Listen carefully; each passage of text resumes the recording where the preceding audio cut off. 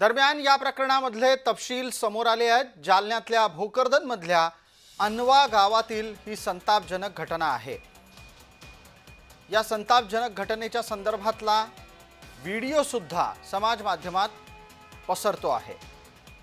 तापलेल्या सळया वापरत आरोपीच्या कडून चटके देण्यात आले आहेत। या प्रकरणात एक जण अद्यापही फरार आहे। आरोपी नवनाथ दौंड पैशाचं आमिष देऊन तक्रार मागे घेण्याच्यासाठी प्रयत्न करतोय, असंही पीडित कैलाश बोराडे यानं म्हटलं आहे।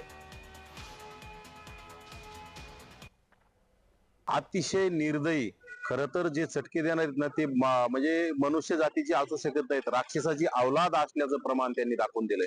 कारण कुठेही जागा शिल्लक ठेवली नाही चटके देण्याला। कैलास बोराडे यांना जागोजागी शरीराच्या माझ्या तर मते 30 ते 35 ठिकाणी लोखंडी रॉडनी एक अगदी लाल बुंद करून रॉड असे त्याचे चटके देण्याचं काम केलंय।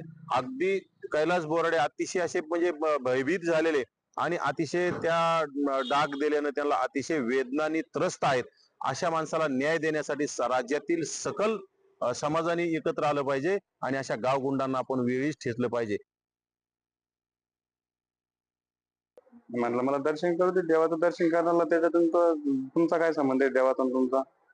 नाही म्हणे आतमध्ये जायचं नाही, बाया आहे आतमध्ये बाया आहे। म्हणलं बायाला मला मला घंटा वाजून मी दर्शन करत चाललं मग ऐकलं दादा त्याने बळजबरी वडत नेलं बाजूला मला वडत नेलं मग ते ज्याने झटके मारत मारत नेलं मला तर मला ते कुठंच समजलं नाही जातं की मला चटके देणार आहे का काय। त्याने जसं धरलं माझे कपडे फाडले, गळ्याला रुमाल लावला, खाली पाडलं।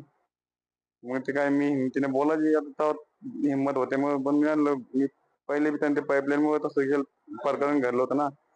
मी थोडं घाबरलोच होतो, त्याला घाबरलेलोच होतो, पण तेव्हा बी मला जेसीबी मध्ये खाली काढून टाकतो म्हणे तुला।